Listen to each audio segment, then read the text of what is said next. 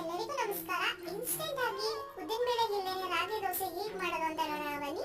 ಒಂದು ಅರ್ಧ ಕಪ್ ಅವಲಕ್ಕಿ ಅಷ್ಟು ತಗೊಂಡು ಅದನ್ನ ನೀಟಾಗಿ ವಾಶ್ ಮಾಡಿ 2 ಕಪ್ ರಾಗಿ ಹಿಟ್ಟು, ಅರ್ಧ ಕಪ್ ಗೋಧಿ ಹಿಟ್ಟು ಇದಿಷ್ಟು ಹಾಕಿ ಡ್ರೈ ಮಿಕ್ಸ್ ಮಾಡ್ಕೊಳ್ಳಿ. ಡ್ರೈ ಮಿಕ್ಸ್ ಮಾಡಾದ್ಮೇಲೆ ಅರ್ಧ ಕಪ್ ಮೊಸರನ್ನ ಹಾಕಿ ನೀಟಾಗಿ ಮಿಕ್ಸ್ ಮಾಡ್ಕೊಂಡು ನೀರನ್ನ ಸೇರಿಸ್ಕೊಂಡು 10 ನಿಮಿಷ ನೆನೆಯಕ್ಕೆ ಇಡಬೇಕು. 10 ನಿಮಿಷ ನೆನೆದಾದ್ಮೇಲೆ ಒಂದು ಮಿಕ್ಸರ್ ಜಾರನ್ನ ತಗೊಂಡು ಅದನ್ನ ನುಣ್ಣಗೆ ದೋಸೆ ಹಿಟ್ಟಿನ ಅದಕ್ಕೆ ರುಬ್ಕೋಬೇಕಾಗುತ್ತೆ. ರುಬ್ಬಿದ ನಂತರ ಅದಕ್ಕೆ ಸ್ವಲ್ಪ ಉಪ್ಪು, ಬೇಕು ಅಂದ್ರೆ ಸೋಡಾ ಕೂಡ ಸೇರಿಸ್ಕೋಬಹುದು. ನಾನು ಸೇರಿಸ್ಕೊತಾ ಇಲ್ಲ. ಅದಕ್ಕೆ ಸರಿ ಒಂದು ಅಂತ ಚಟ್ನಿ ಕೂಡ ನಾನಿಲ್ಲಿ ರೆಡಿ ಮಾಡ್ಕೊತಾ ಇದ್ದೀನಿ.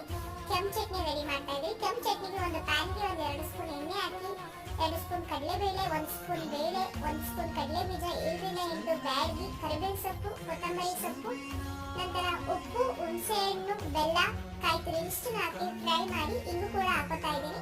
ಅದನ್ನ ನುಣ್ಣಗೆ ಗಟ್ಟಿಗೆ ರುಬ್ಕೊಂಡು ಅದಕ್ಕೆ ಒಗ್ಗರಣೆ ಕೂಡ ಕೊಟ್ಕೊಂಡಿದ್ದೀನಿ. ರಾಗಿ ಹಿಟ್ಟನ್ನ ದೋಸೆ ಹಾಕೊಂಡು 2 ಕಡೆ ಕ್ರಿಸ್ಪಿಯಾಗಿ ಬೇಯಿಸಿದ್ರೆ